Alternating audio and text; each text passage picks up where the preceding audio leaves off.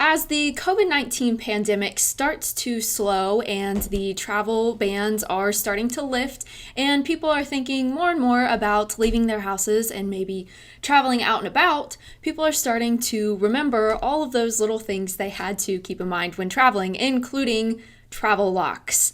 I'm Beth Motter here with Adrian Kingsley Hughes. Adrian, I don't know about you, the idea of keeping my suitcase kind of locked down to where maybe people can't get into it is nice. But can they get into these locks? Is it worth my money? Is there something else I should be doing? What do you think? Well, this is the thing. I mean, I pick up a selection here of like the most common ones, I think, and then they're mostly made by sort of mass brandings, and they've all got the TSA logo on them to make them, they all look kind of good. And from a kind of a hardness perspective, they all look pretty beefy. I don't think I could hulk them apart if I was trying or anything like that. But I mean, yeah, they're most. When I talk about locks like these, essentially I say to somebody they'll protect your stuff from an honest person. And the reason is partly for these is that when we're going through security, we need to be able to allow airport security to open our stuff. And so all these have little numbers on the bottom. That one says TSA 007 on it. This one says in smaller writing TSA 007 on it. And this one says TSA 006 on it, which is, you've got all the keys. This key here, that looks smart, like it means something. And, it won't fit into that one there, but it'll fit into this one. The problem is that if you go on one of these sites, Amazon, eBay, and you spend 50, 60 bucks, you can usually pick up all the keys for all the travel locks that you find. And if you've got a printer, a 3D printer at home, you can download the whole master key set and have them printed out.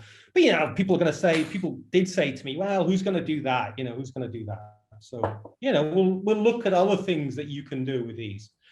I mean, first off, they're dead easy to pick. And I'm no lock picker. I'm no kind of one of these ones on YouTube that can open a lock, but that's that quick. You lock it back up again. And it's almost as quick, it's quicker than using the combination lock on it. Wow. In there. Get back in there. Yeah. There you go. The hard part of that is actually doing it for the camera. So that one just opens quickly, easily. Well, you might say, who's going to have a lockpick on them? Because the other thing with this one is that if you can shove something into the little gap here between the lock and the thing, such as this little thing that I made out of a caffeine drink thing, you can just get in there and I'm trying to do it so you can see on a camera. Yeah. Oh my gosh. And you can lock it up again. That's the sort of cool thing about these. So someone could break into my bag, get what they want, put the lock back on, and then leave me sitting at the airport or the hotel or wherever I get super confused. Wow. Okay. And at some point with these locks, there used to be ones around where they gave you an indicator if they'd been opened not by the dial, but you could reset that one as well. So you've got that one, and there's this one here. This one's actually a little bit more difficult because the end of it's a little bit bigger. I need to kind of hold it up so you can see what I'm doing. And I've got to get my meat nuggets in the whole shot as well, which is another hard part. But how hard is this one though? There you go. That quick. And you can just lock it up just like you did before. This one, you can't shove a thing into here. So it's actually it's a little bit more secure. You also don't have the combination on this. Then I picked up this one. This one looks sort of cool because the key's got these dimples on it, so they're like really kind of cool. Called a dimple locks. It's slightly different to the other one. You can't shove a thing into here because it's actually quite tight. But you can still, you're supposed to have a slightly different pick for this. I might actually this is actually a little bit trickier, but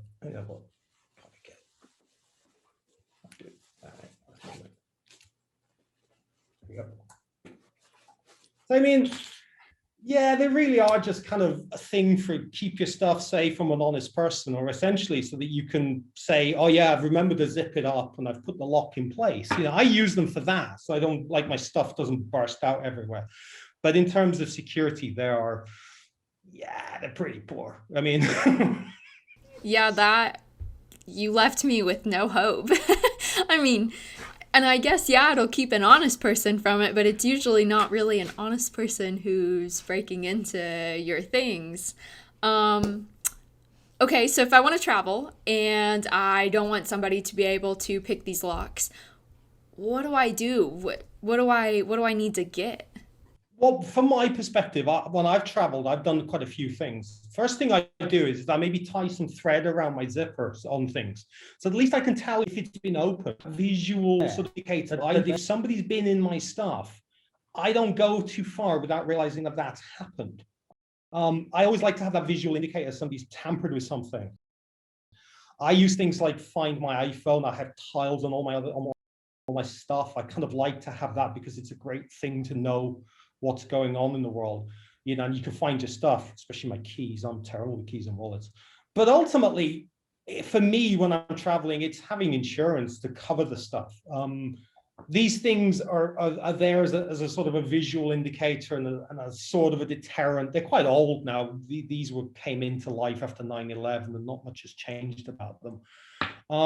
But the problem is that I've seen suitcase and luggage companies and camera case companies sell these locks as an idea that it's security, and it really isn't, you know. So ultimately, I always say, have your stuff insured. If you're going to use these, because they're kind of cool as a visual indicator from my own perspective. Okay, I've zipped it up, I've done it, it's there, it's done.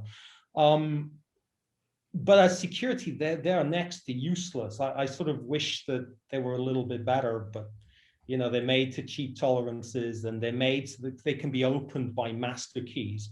And I presume then, you know, the companies have tried to introduce different styles of keys and different things that look cool, but you know, and my picking skills are not, and I'm, you know, they're not great. But yeah, they are totally useless. And I've got £200, a $200 case for camera equipment that has the same locks on it that you can interchange them. So really, I'm just saying, have insurance, and then you can sit back and at least be comforted when bad stuff happens. I mean, the other thing I do with my luggage as well is that my luggage tends to be quite distinctive.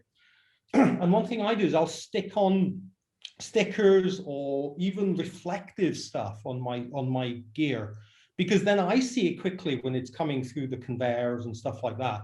But also it's harder for somebody to walk up to it and think that it's theirs, because it looks so weird and looks so distinctive. So even to attack the lock, but you know, if they're attacking it out of my sight, maybe something in the airport or somebody beyond, you know, where I can have access to, you know, but that's to stop people down the line.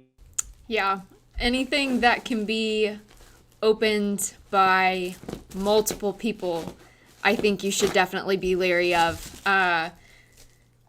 So yeah, that's really disappointing. I can't believe how easily you open those. And like you said, your picking skills, I'd be a little worried if your picking skills were great. I'd wonder what you're doing on the weekends, but yeah, that's disappointing. That's frustrating. So I guess the best thing to do here is just get yourself some insurance, like you said, or get those tracking. What were they? Well, I use Tile. Tile, yes. Just little tiny things. I have them in my wallet. I have them in my cases. I generally have them on my keys. I tend to find those really useful. Again, there's sort of, if you made something make a big noise in an airport or something, I think somebody's less likely to want to walk away with it. I think that's another thing. But yeah, but in terms of security, yeah, consider these things just as toys and act accordingly. Just enough to keep an honest person out, and that's not really who we're trying to deter. Well, as travel restrictions lift, be sure to keep this in mind. Be sure to stick with ZDNet for all things that are helpful for travel and for tech, and be sure to like this video, subscribe to our YouTube channel, and leave us a comment if you have a really safe way that you are keeping your luggage safe, keeping maybe some of your tech safe like that. If you like Tile, if you don't like Tile, let us know. We want to know. So thank you for watching, and for all things tech, be sure to stick with ZDNet.